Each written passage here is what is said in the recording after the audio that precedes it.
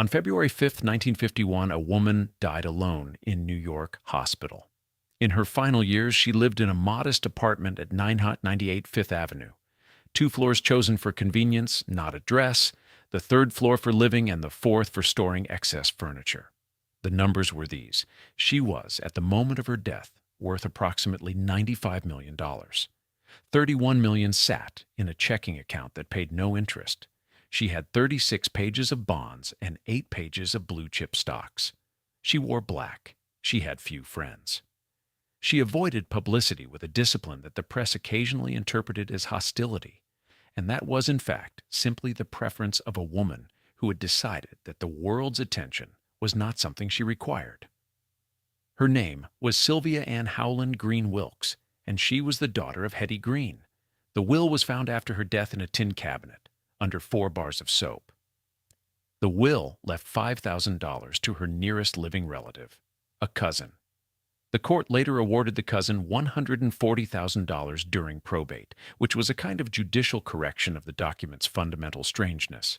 The rest, at $95 million, the accumulated residue of one of the most extraordinary private fortunes in American history, went to 63 charities, hospitals, libraries, universities, churches. The New York City Fire Department received $3 million. A fireboat was eventually named after her, the Sylvia Wilks, which served the harbor for 14 years before being decommissioned. A practical public object named for a woman who had spent her adult life avoiding being named for anything. The institutions that received her checks had, in most cases, never seen her. A majority had never heard of her. On January 31, 1952, the Chase Bank dropped checks in the mail to the long list of recipients. For almost all of them, the news arrived without warning. In some cases, the reporters arrived at the hospital or the library before the check did. Now here is the question this video is going to answer. Hetty Green, Sylvia's mother, was the richest woman in the world at the time of her death in 1916. She had built a fortune of somewhere between $100 and $200 million from an inheritance of roughly $7 million, using investment strategies so effective and so rigorous that she remained for decades after her death one of the most studied financiers of the Gilded Age. She was called the Witch of Wall Street. She was called the Queen of Wall Street. She was described as the greatest miser in the history of the United States. She wore the same black dress until it disintegrated. She refused to heat her oatmeal to save fuel. She moved to Hoboken, New Jersey to avoid New York City property taxes. She kept her account at the chemical bank and commuted to Wall Street every day and lent money to the city of New York at reasonable rates during the Panic of 1907, and was the only woman invited to the meeting with J.P. Morgan that helped stabilize the financial system. She gave almost nothing away. Her daughter gave almost everything away. The question is not simply why. The question is what it means when the person who builds the fortress raises a child who opens the gates. What happens inside the relationship between a woman who defined herself by accumulation and the daughter who spent her life in the shadow of that accumulation, and who, in the end, disposed of it all to strangers, quietly, without press releases, without her name on any building, with her will hidden under soap in a cabinet. Drop your city in the comments. And if these stories matter to you, the ones about what mothers pass to daughters and what daughters do with it, subscribe. Now let us go back to New Bedford, Massachusetts in 1834, to the Whaling family that produced the richest woman in the world, and let us find out what she built and what her daughter did with it. Henrietta Howland Robinson was born on November 21, 1834 in New Bedford, Massachusetts, the daughter of Edward Mott Robinson and Abby Howland. New Bedford in 1834 was the whaling capital of the world. The harbor sent ships into the Atlantic and around the Horn and into the Pacific, and the ships came back with oil that lit the lamps of the 19th century. The Howland and Robinson families were among the most prominent of the whaling families, not simply wealthy, but specifically wealthy, in the way of people who had been building wealth in the same industry for 3 generations, and who understood the mechanics of that industry with the accumulated precision of long practice. Hetty was the only surviving child of Edward Robinson. Her brother died as an infant. Her mother was frequently ill. Her father was what the era called a man of business, focused, economical, impatient with anything that was not the immediate work of making money, and Hetty was his student from the beginning. She was reading financial newspapers to her grandfather Gideon Howland at the age of 6. Her father taught her to read the stock quotations. He taught her to understand bonds and mortgages and the arithmetic of investment returns. He did not send her to school in the way that daughters of wealthy families were sent to school. He sent her to his counting house. She later recalled, "I was taught from the time I was 6 years old that I would have to look after my property." This is not the education that daughters received in 1840. It is the education that heirs received, the sons of merchants and manufacturers who were being prepared to take over the family enterprise. Hetty received it because her father had no son to receive it, and because he understood, whatever his other limitations, that his daughter was exactly as capable as any son would have been, and that the fortune would require a capable manager. He prepared her well. He also, in the way of fathers who prepare their children for responsibility, without preparing them for ordinary life, left her with a set of values so specific and so rigid that they made her famous and possibly miserable, and certainly unlike anyone else of her era. The value was this: money is the only reliable thing. Everything else is contingent. People will leave you or betray you or die. Social position will shift with fashion. Physical health will fail. But money, properly managed, compounds. It grows while you sleep. It is there in the morning. It does not disappoint you. He believed this, and he transmitted it, and Hetty received it, and never revised it. She was 13 when her mother died. She was 30 when her father died in 1865, leaving her approximately $1 million in cash and $5 million in trust.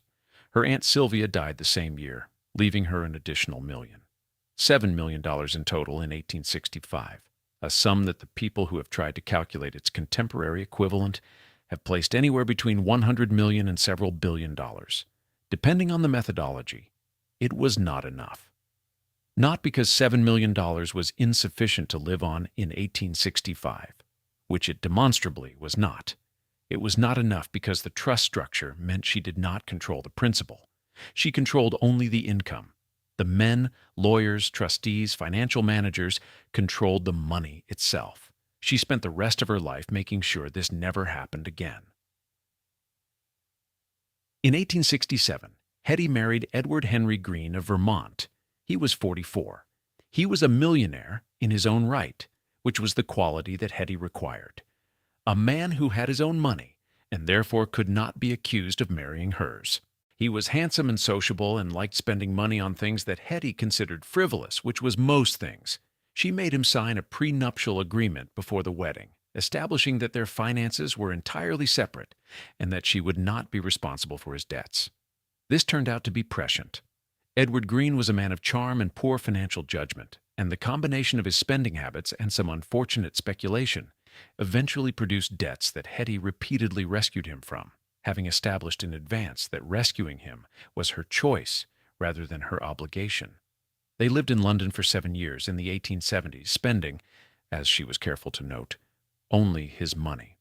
They returned to America when she decided the statute of limitations had run on a potential will forgery charge that had been following her since her aunt's estate was settled. They had 2 children in London. Edward Howland Robinson Green, called Ned, was born in 1868. Harriet Sylvia Ann Howland Green, called Sylvia, was born on January 7, 1871. Ned was the one who got his mother's energy without her discipline. He would eventually spend his inheritance with magnificent thoroughness, collecting art, yachts, rare coins, stamps, orchids, and other Ned. And die in 1936 with nothing significant left, having had more fun with money than almost anyone in the history of American wealth. Sylvia was the one who absorbed the shadow. The childhood that Hetty Green gave her daughter was the childhood of someone whose mother could not stop being the richest woman in America long enough to be a mother. They lived, for most of Sylvia's childhood and young adulthood, in conditions that the family's wealth made entirely optional, and that Hetty imposed anyway. When the family returned from London to Edward's hometown of Bellows Falls, Vermont, they moved into Tucker House, an old brick mansion that his family had owned. Hetty immediately shut it down. She removed the heirloom furniture and kept the house barred and shuttered and turned off the lights at 7:30 in the evening to save on fuel. She moved the family to a cheap rooming house in Hoboken, New Jersey when Sylvia was still a child, specifically to avoid New York property taxes on her real estate holdings. In Hoboken, Sylvia cooked and sewed to save money. She cooked and sewed to save money. Her mother was the richest woman in the world. The accounts of people who knew the family in these years describe Sylvia as cheerful, a detail that is almost bewildering in context, but that appears consistently enough to be credible. She was fond of her mother. She was proud of her, by the accounts of childhood friends, in a way that did not acknowledge the peculiarities as peculiarities. She submitted to the restrictions without visible resentment.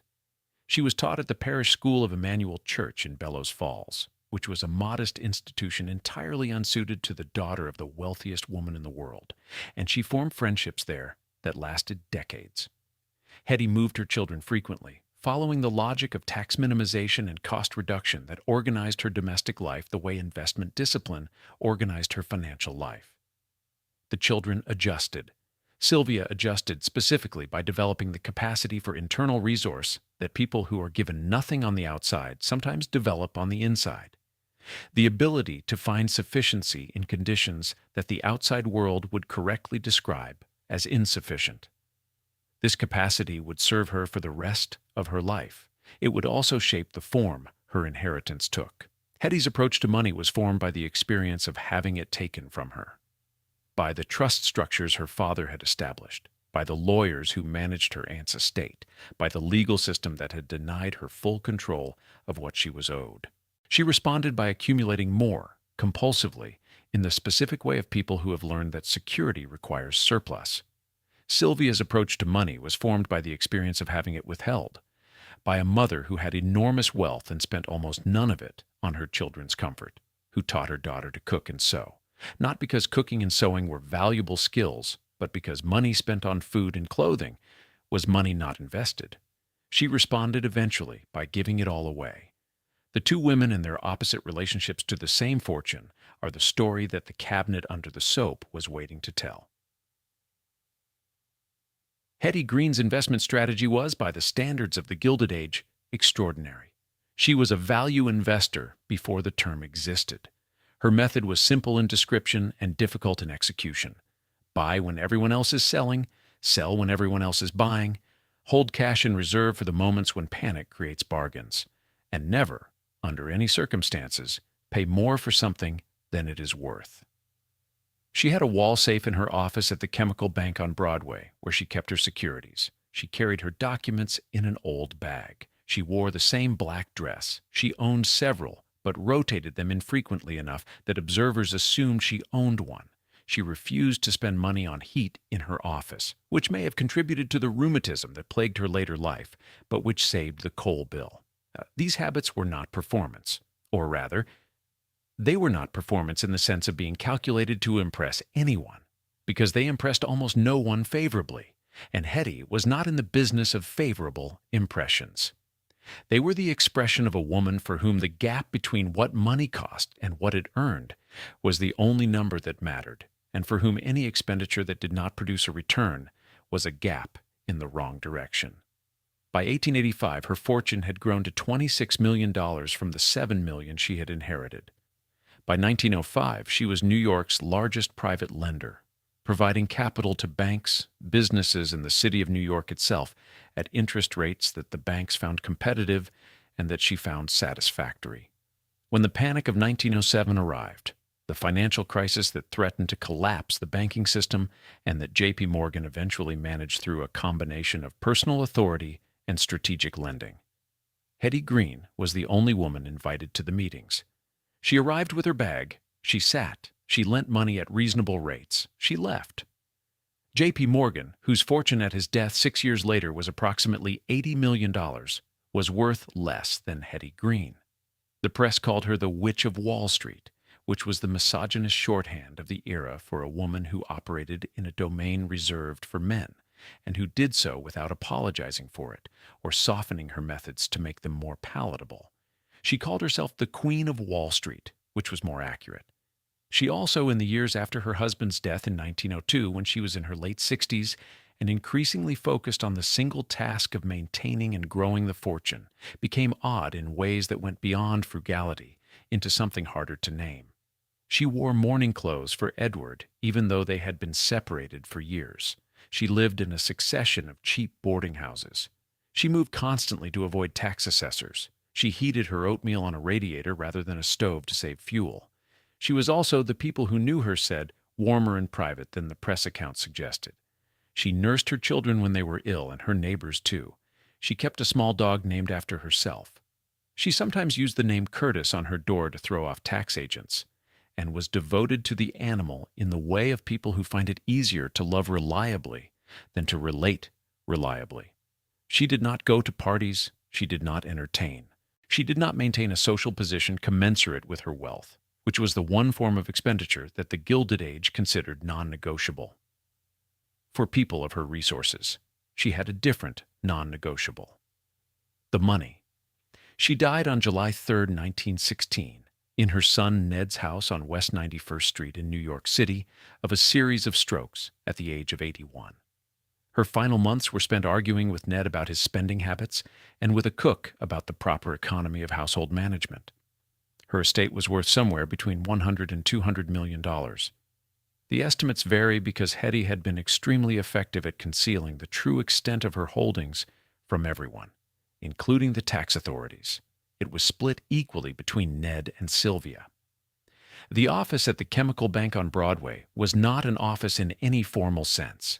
Hetty Green did not lease space. She did not pay for a desk. She arrived at the Chemical Bank each morning, spread her documents across whatever surface was available, conducted her business, and departed. The bank accommodated her because she was one of their most significant depositors, and because a woman who was the largest private lender in New York City could arrange her banking as she preferred. She arrived with her documents in a bag. She wore the black dress. She negotiated mortgages and loans and bond transactions with the precision of someone who had been reading financial reports since the age of 6 and who had spent the intervening half-century developing the expertise a childhood education can start but cannot complete. She knew more about the value of real estate in specific New York neighborhoods than the lawyers and brokers who managed such things professionally. She knew the yield curves on railroad bonds better than the bankers who sold them. She knew what things were worth because she had spent decades determining what things were worth, which is the only reliable method. The value investing strategy she practiced before Benjamin Graham named it, and Warren Buffett perfected it, was based on 3 principles that she articulated more than once in the newspaper interviews she occasionally gave to journalists who found her irresistible copy. Buy when everyone else is selling. Sell when everyone else is buying. Hold cash. The cash was the key. In a financial panic, and the Gilded Age was punctuated by financial panics with the regularity of seasons, the people without cash were the people who needed to sell. The people with cash were the people who could buy. Hetty always had cash. She had cash because she never spent it on things that did not return it with interest. She had cash because the black dress and the boarding house and the radiator-heated oatmeal and the Hoboken tax dodge freed cash that would otherwise have been consumed by the lifestyle her wealth could have purchased. She was mocked for the oatmeal. She was mocked for the dress. She was mocked for the boarding house. She lent money to the city of New York. She was the only woman in the room when J.P. Morgan assembled the financiers who would stabilize the 1907 panic. She arrived with her bag. The panic of 1907 began in October when a failed attempt to corner the copper market cascaded into a broader banking crisis that threatened to bring down the trust companies of New York and with them the entire financial system. Morgan convened meetings at his library on East 36th Street, an institution of extraordinary grandeur that he had built specifically to house his art collection and his rare books, and that now served, in the crisis, as the venue for the financial negotiations that would stabilize the system. The financiers gathered. The strategies were debated. The money was pledged. Hetty Green was there. Throughout the crisis, she lent money at rates the banks found reasonable. She had the cash. She had always had the cash. The system needed the cash. She provided it. The newspapers reported this with various degrees of condescension and admiration. A woman doing what men did, which was still in 1907 something the press did not quite know how to handle. They called her the Witch of Wall Street. They called her the Queen. They described her appearance, the black dress, the bag, with the specific attention to physical detail that women in public life received and men did not. They did not describe J.P. Morgan's clothing in comparable detail. Morgan's estate at his death in 1913, 3 years before Hetty's, was approximately $80 million. The man who had orchestrated the rescue of the American financial system in 1907 was worth less, at death, than the woman who had shown up to the meetings with her documents in a bag. The Guinness Book of World Records eventually listed Hetty Green as the greatest miser in history. Morgan does not appear in the Guinness Book of World Records under any comparable entry. This is not a coincidence. So, Ned Green's portion of the fortune lasted him approximately 20 years. He had waited a long time for it. His mother had kept him on a short financial leash for his entire adult life, deploying him as a manager of her Texas real estate holdings and her railroad investments, paying him a salary that was adequate rather than comfortable, monitoring his spending with the same vigilance she applied to her own. He was a large, cheerful, generous man who had inherited his father's social gift and his father's inability to say no to an expenditure that seemed interesting. He married Mabel Harlow, a woman whose background his mother had found objectionable. Accounts describe her variously as a dancer and an entertainer from Chicago, and Hetty had made clear her opinion of the match. Mabel was, by the accounts of the people who knew the couple, a genuine partner in the life Ned built after his mother's death, which was a life of remarkable personal abundance.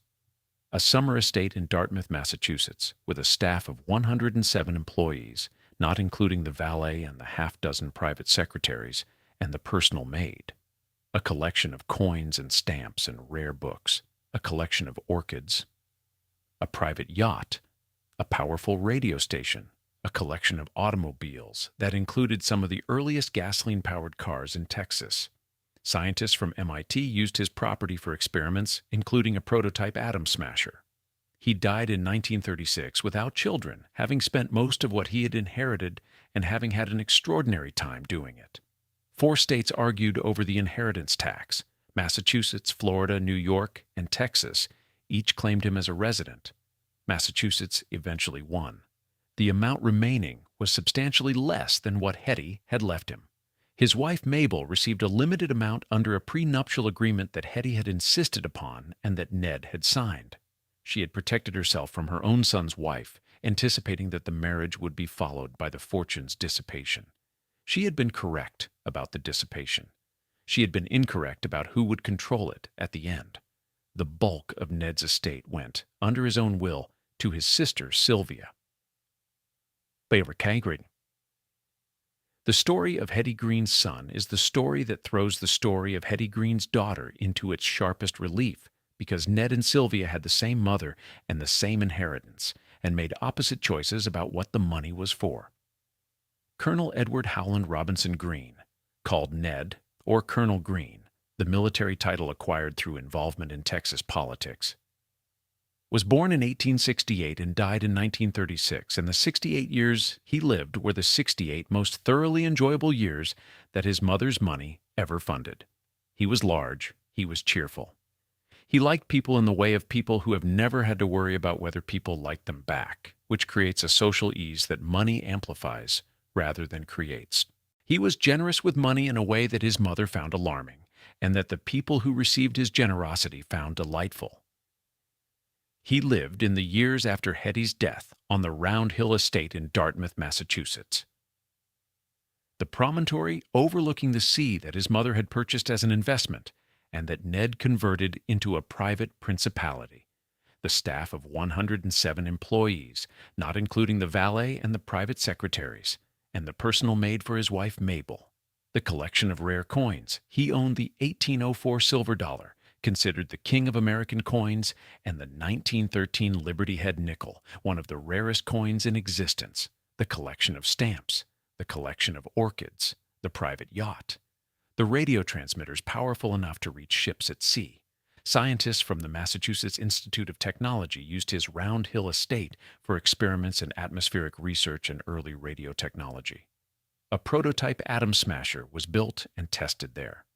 The estate had electricity and running water and facilities that small universities would have found adequate, because Ned had provided them for the scientists in the same spirit he provided everything for everyone.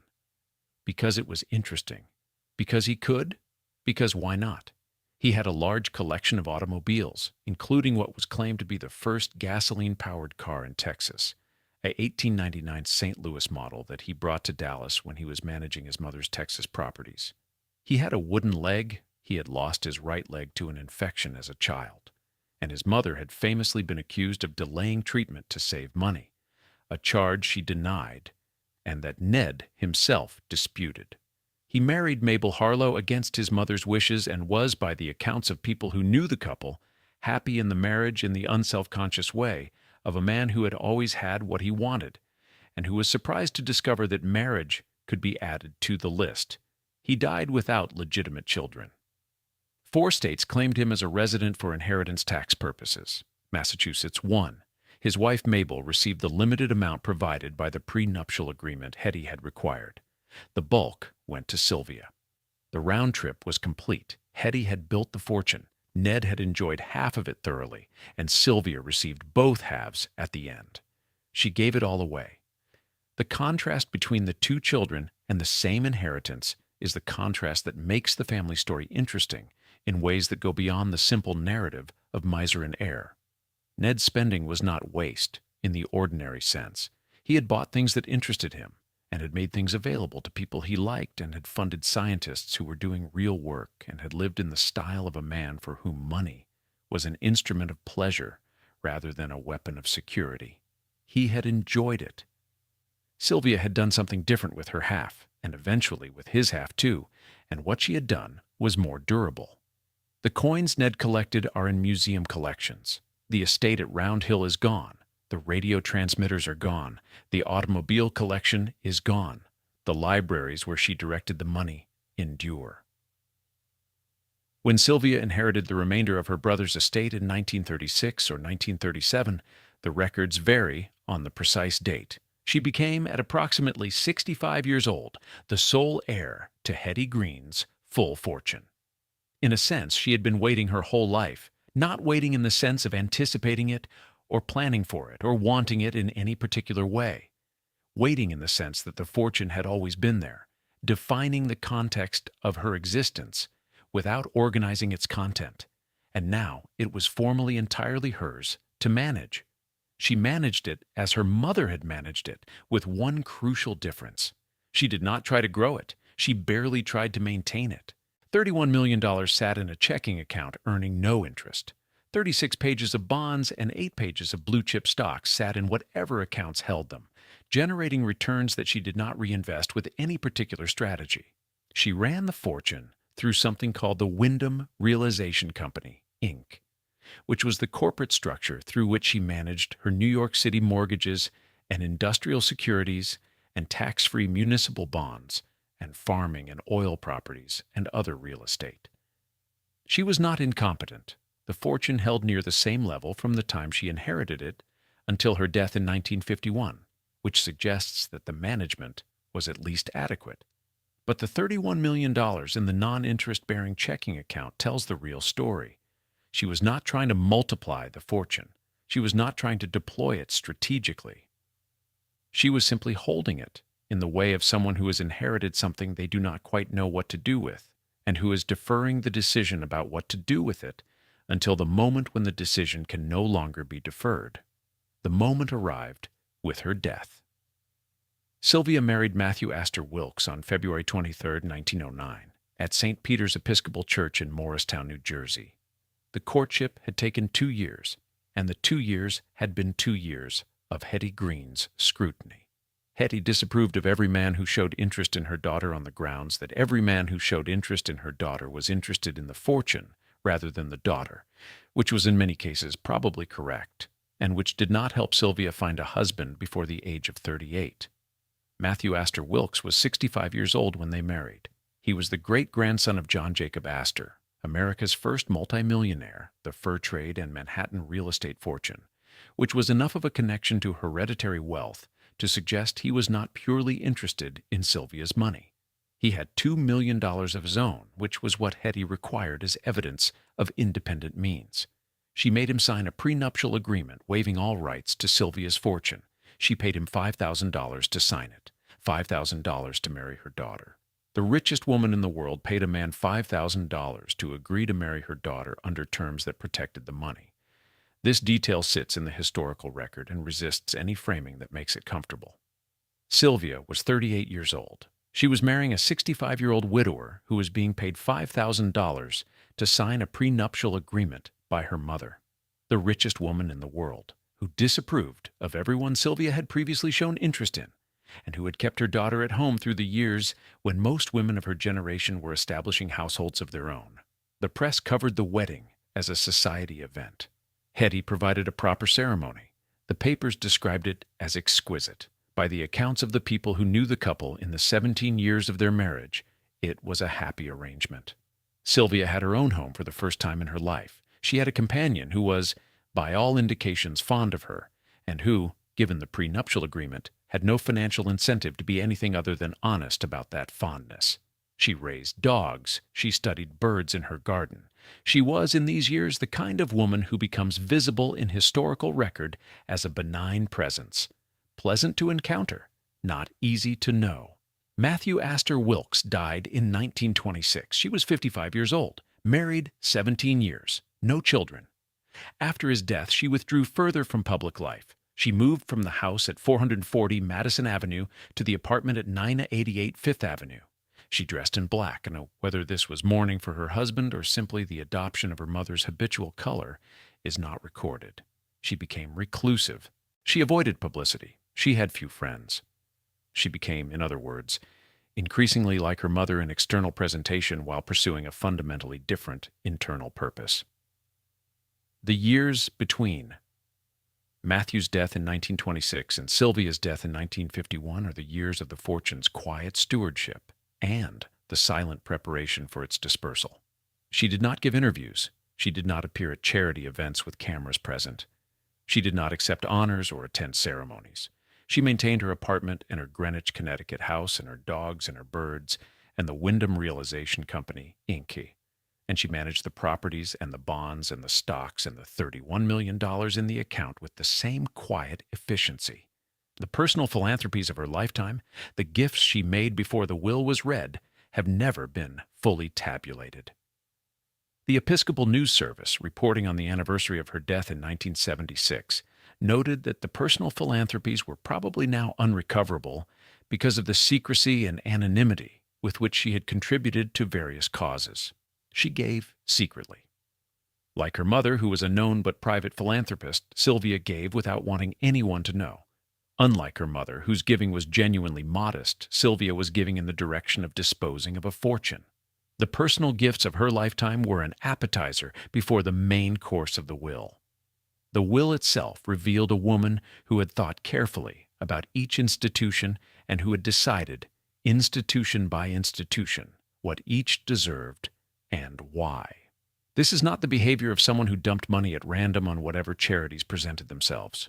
It is the behavior of someone who had been paying attention for decades, who had noticed which hospitals were doing important work and which libraries served communities that needed them and which universities were producing graduates who would go on to do things that mattered. She left money to New Bedford Free Public Library and St. Luke's Hospital. The city where Hetty Green's whaling family had made their first fortune, the community from which the whole story had emerged. She left money to Massachusetts General Hospital. She left money to colleges and churches and civil institutions across the northeastern United States. She left $3 million to the New York City Fire Department's Honor Emergency Fund, which was the kind of specific, practical gift to a working institution that the press found surprising, and that made complete sense for a woman who had spent decades paying attention to what cities actually needed, rather than what looked impressive on a donor board.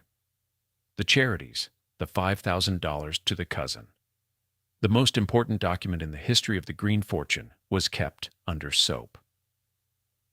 The tin cabinet was in Sylvia Wilks's apartment at 998 Fifth Avenue.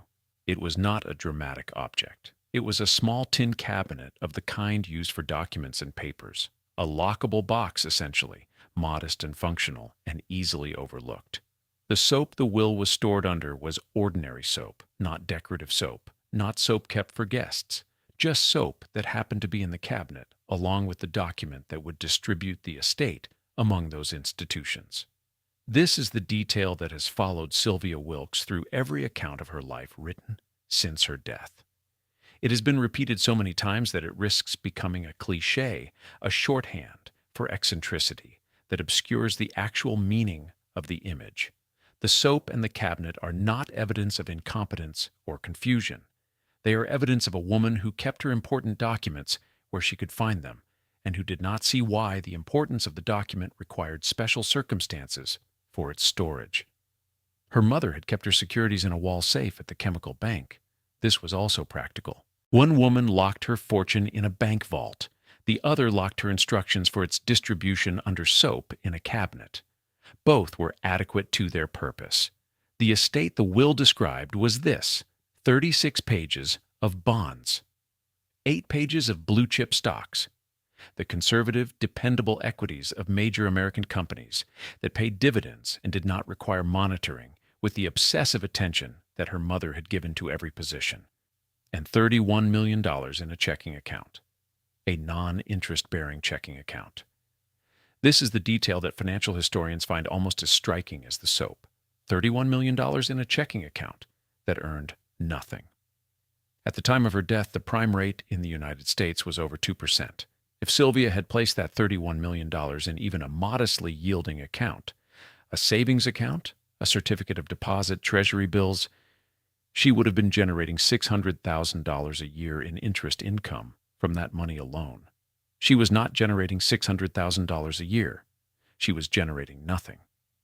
The $31 million was sitting in the account the way a person sits in a chair they are not quite ready to leave, without purpose, without plan, waiting for whatever came next.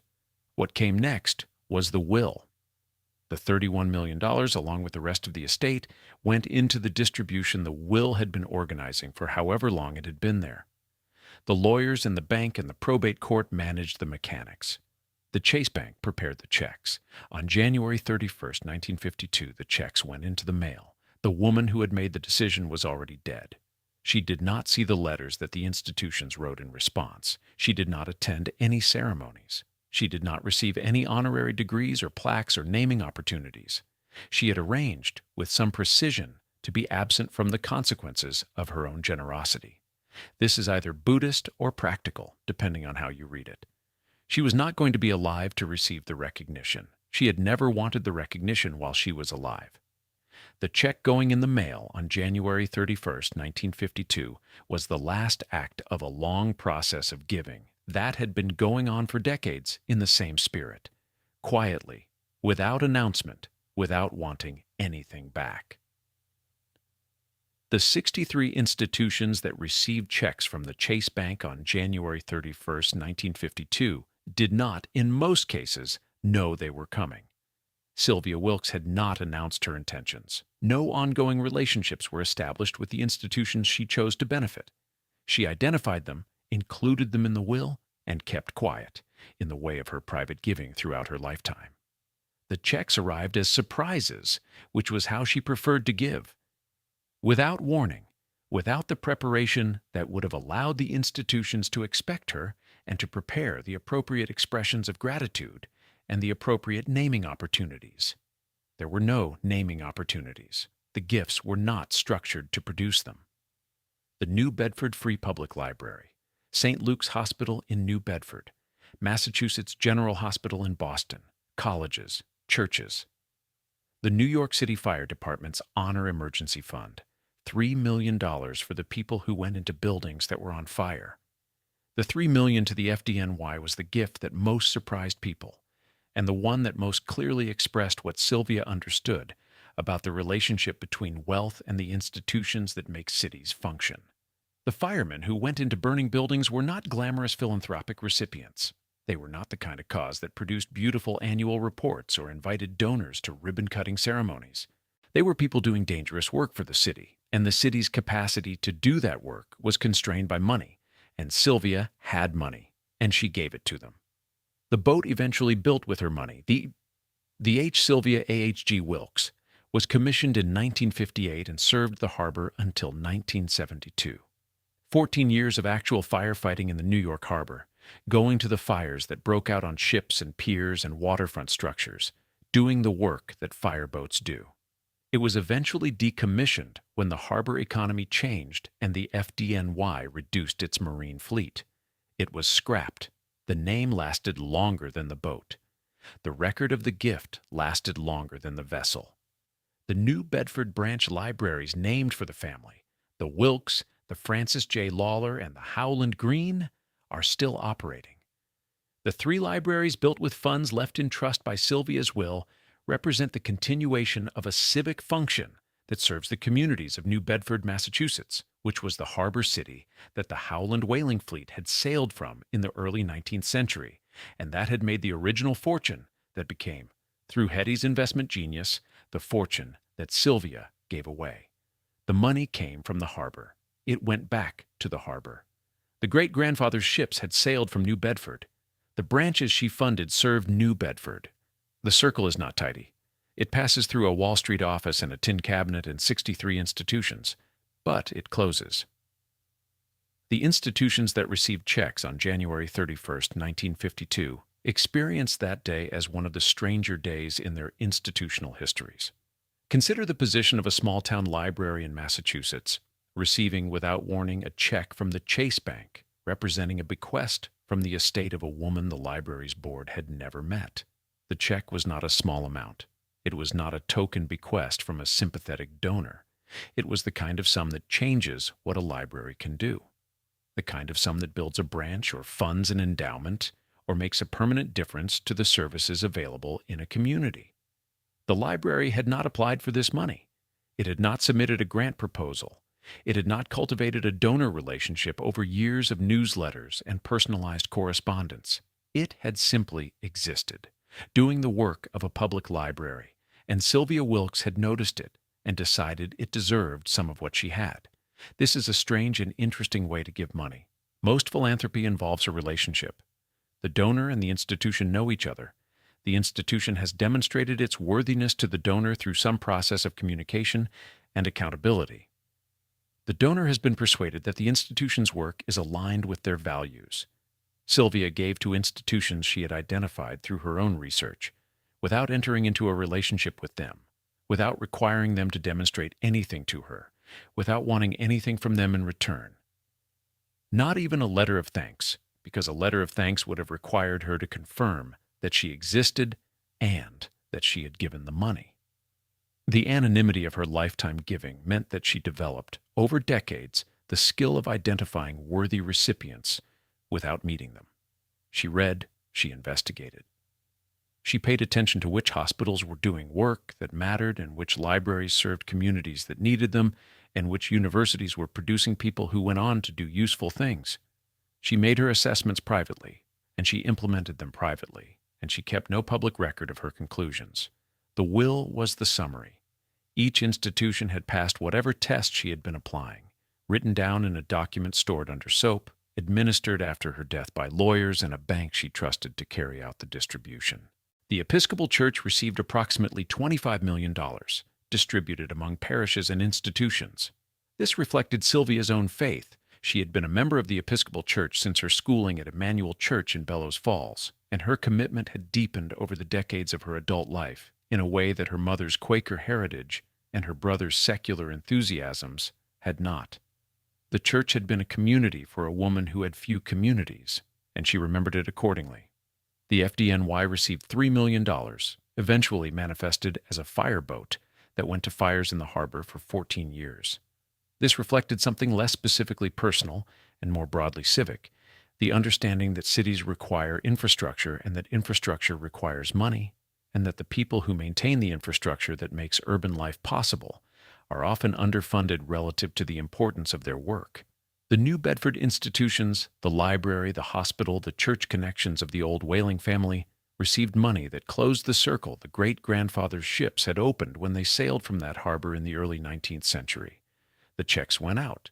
The institutions cashed them. Some built things. Some funded programs.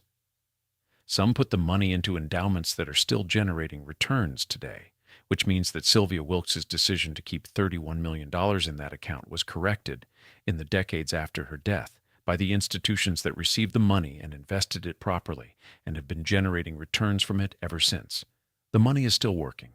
She gave it so it could work. The fireboat named for her served the New York harbor for 14 years. The H. Sylvia A.H.G. Wilks entered service in 1958, 7 years after her death, commissioned by the New York City Fire Department with the funds she had left them. It was a practical working vessel, not ceremonial, not decorative, but a firefighting boat that went to fires in the harbor and did the work of a fireboat for 14 years, until it was decommissioned when the economics of the harbor changed and the fleet was reduced, a fireboat. Named after a woman who dressed in black and kept $31 million in an account, earning nothing and hid her will under soap, this is what she chose to be remembered by. Not a library wing with her name on a plaque, not a hospital building inscribed with the family name. A working boat that went to fires and put them out, and eventually was retired and scrapped. She would have been satisfied with this, probably. She had her mother's discomfort with ostentation and her own version of its alternative, which was not the compulsive privacy of someone protecting an asset, but the deliberate withdrawal of someone who had decided that money was most useful when it was doing things rather than being displayed. The Howland name had been on a library in New Bedford since the 19th century. Her great-grandparents' family had left money for the Howland Green Library, one of 3 New Bedford branch libraries funded by Sylvia's will. The name was there before her, and would have been there without her. She added to it without needing to repeat it. It had a full name, H. Sylvia A.H.G. Wilks, 4 initials and 2 surnames.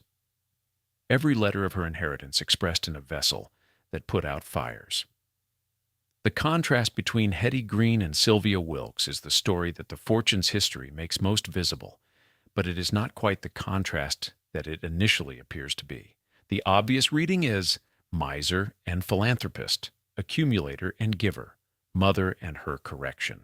The less obvious reading is 2 women who grew up understanding money as a means of survival, one of whom responded to that understanding by acquiring as much as possible and holding it as tightly as possible, and one of whom responded to the same understanding by disposing of it as completely as possible and disappearing from the public record in the process. Both of them were responding to the same fundamental experience, the experience of being a woman in a world that used money as a weapon against women. Hetty Green had had her inheritance placed in trust, controlled by men, because the men in her life could not fully trust a woman to manage what was hers. Her response was to amass so much that no trust structure could contain it, and no man could claim to be managing it for her. She controlled everything because she had learned that the alternative was to control nothing. Sylvia Green Wilks had grown up watching her mother accumulate and protect and fight and maneuver, and had grown up inside the shadow of a fortune that organized every aspect of her life.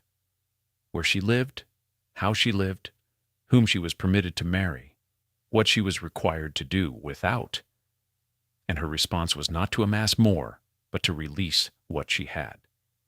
To give it to institutions that could not die and could not betray you and could not pretend to love you for your money, because institutions do not love anyone. The hospitals and libraries and churches did not know her. They received the checks and cashed them and built the things the checks were intended to build, and the woman who signed those checks was buried in Emmanuel Cemetery in Bellows Falls, Vermont, next to the husband she married at 38. Her grave is modest. The stone gives her name and dates.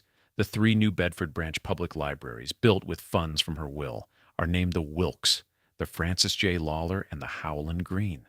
The family names given to working institutions where people borrow books.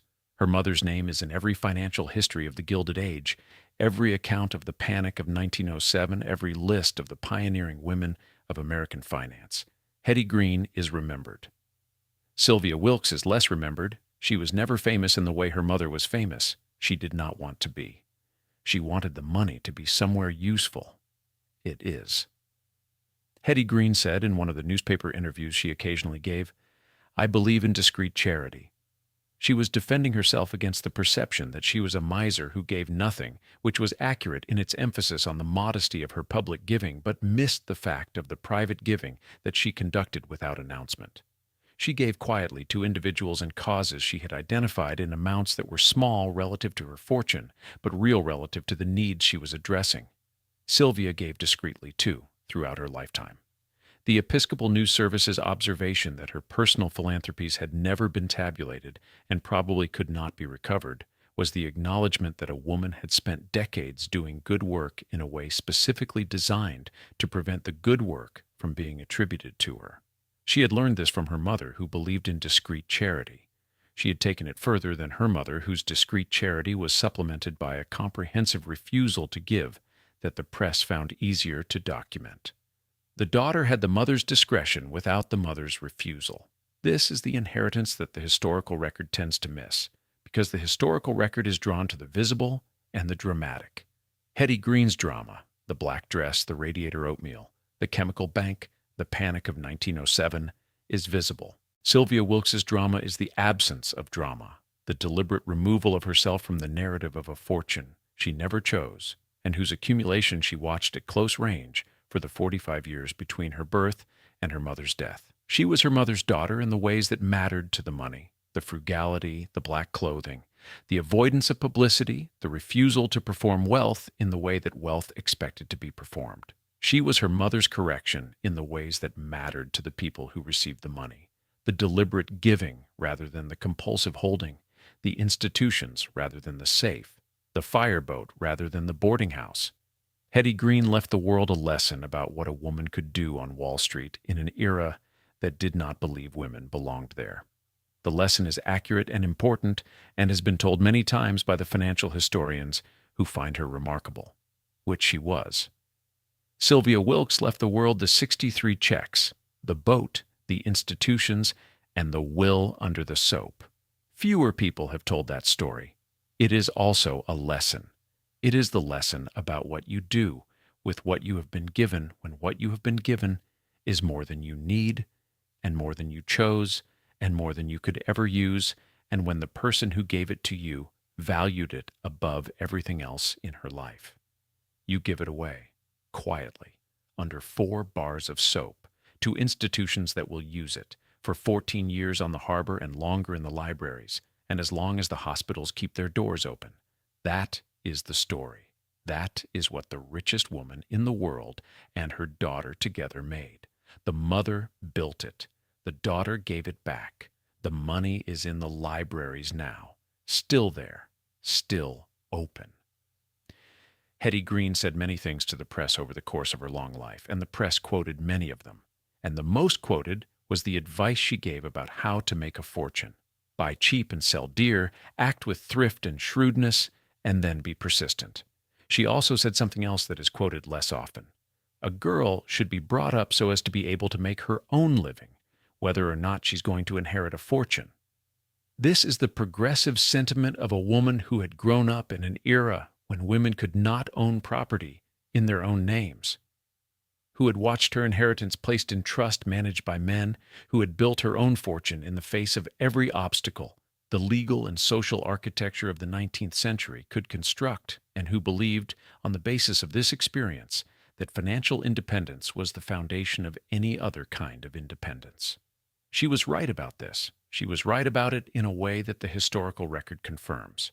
Every woman of her generation who had financial independence had choices that women without it did not have. The Married Women's Property Act of 1882 in England and its American equivalents were transformative precisely because they gave women the ability to own what they had, which is the precondition for everything else. Hetty had financial independence. She fought for it and built it and defended it with the ferocity of someone who understood that it had been designed to be taken from her. Sylvia had financial independence not because she fought for it, but because she inherited it. The fight had already been fought. The fortress had already been built.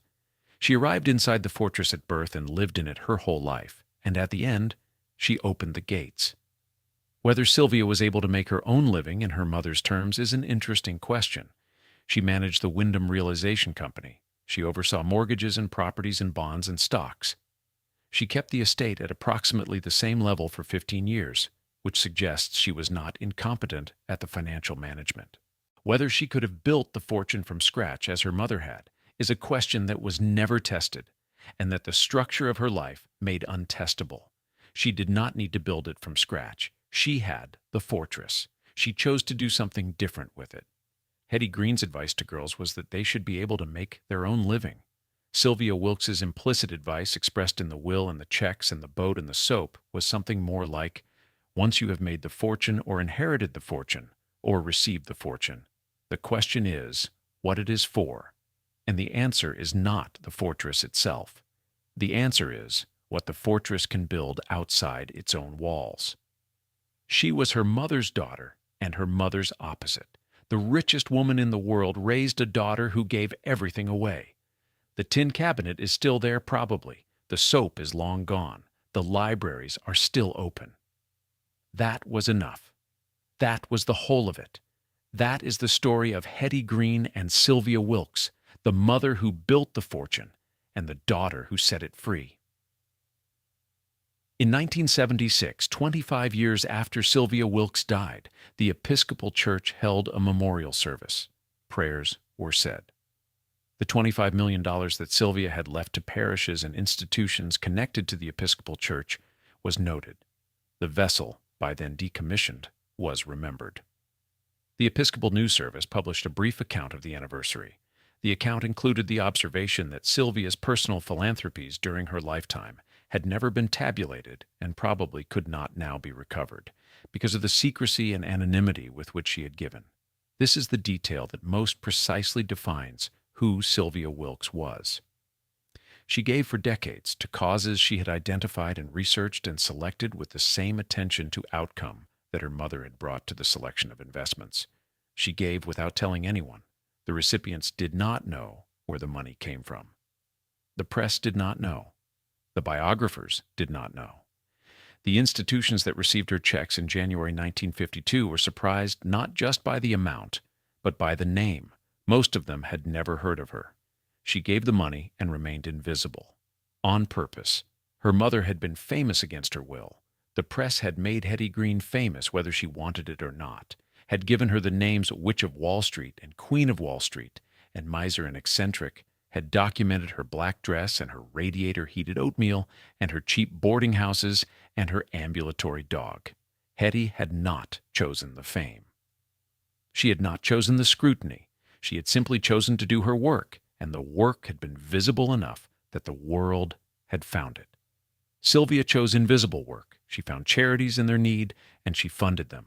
And she moved on to the next one, and she told no one. This is not the behavior of the woman the world expected Hetty Green's daughter to be. The world expected either a second Hetty, another financier, another eccentric accumulator, another black dress, or a wild corrective, another Ned, someone who burned through the fortune with the enthusiasm of liberation.